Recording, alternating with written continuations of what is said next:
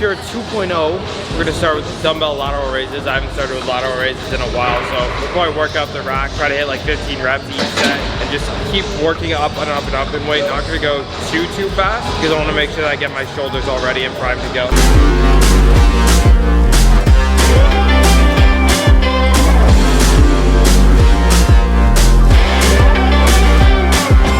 This I can pretty much work straight up, just continue to progress up. And then when I feel like my sets are starting to get a little bit more difficult and I'm not able to hit 12 to 15 with relative ease, then I'll start taking my rest periods. But right now I'm just trying to get as much blood as possible. I'm gonna keep my elbows more in front like this and keep it on my side delts. A lot of people try to keep back retracted like this and it ends up just going on the rear delt. A better position to be in is actually keeping the dumbbells almost at a 45-degree in front, and you're gonna get more activation in your side delt.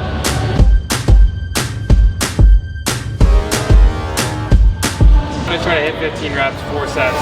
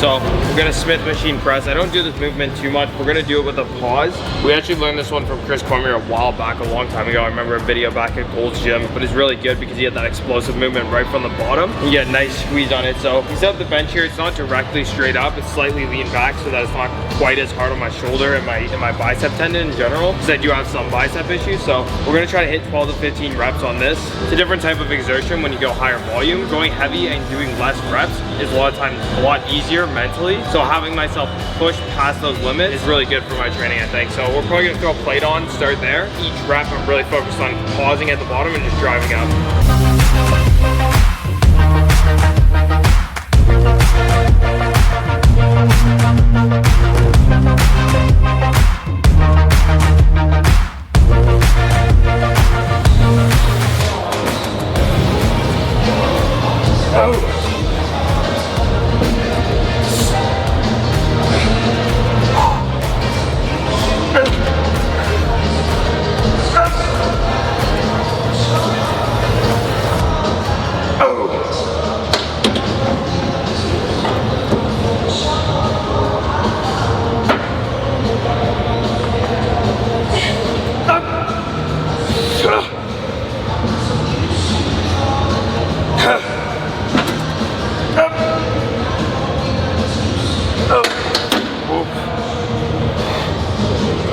Got cable front raises next. I'm gonna use this, I'm gonna use the rope.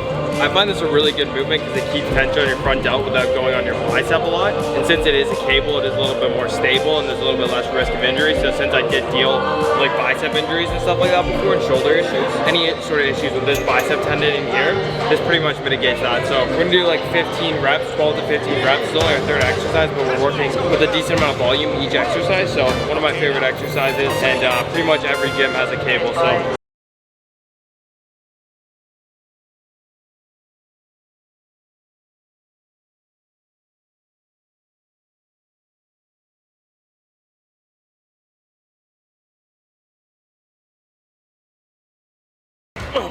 the whole goal that I'm gonna try to do is keep constant tension on my front delt. The issue with the dumbbell generally is that because the way gravity is, you're only getting tension at the top portion of the movement on your front delt. When you're down here, there's literally no tension. So with the cable, what I can do is set myself forward so that I'm in a position where the cable's tension is going directly in path with where I'm driving to. So from here, there's still tension. Versus with the dumbbell, so I'm gonna lean slightly forward more, push my hips back so I get a good stretch on my front delt. And then as I drive up, breathe all my air out. Think about pushing through my thumbs and coming to about eye level.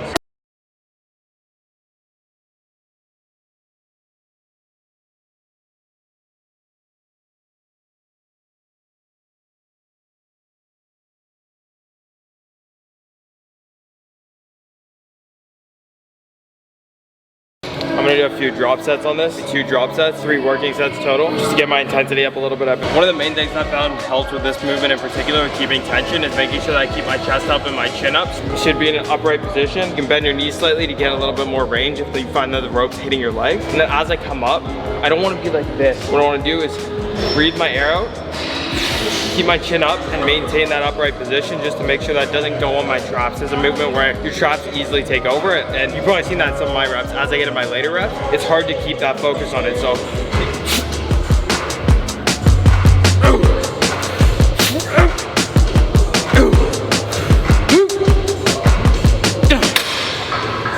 we got a superset to finish up here. My clavicle is not super wide in general, so I'm wanting to build that width, or the illusion of that width. Basically what I'm doing to do that is focusing a lot on my side delt and my rear delt as well. We're gonna do a superset here to finish up. We got the lateral raise hammer strength machine, and then we have just some 20-pound dumbbells, really simple, really light, really easy. And we're gonna try to get 12 to 15 reps on this, 12 to 15 reps on the dumbbell rear delt flies.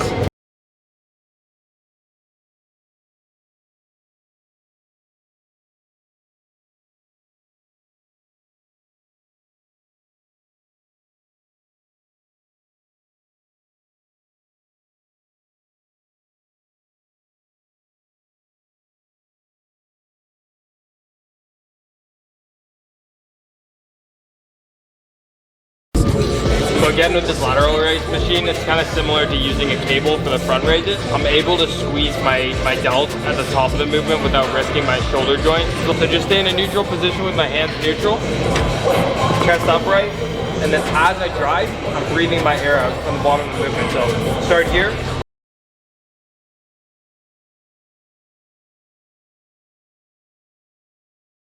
Alright guys, so we finished up the shoulders workout. Pretty simple, pretty basic. Explained some of the techniques for you guys. Hopefully you're able to apply some of them, especially with the different movements that we did. Switched it up a little bit by doing some of the machines. Did a Smith machine press and started with dumbbell lateral raises, which I haven't done in a little while.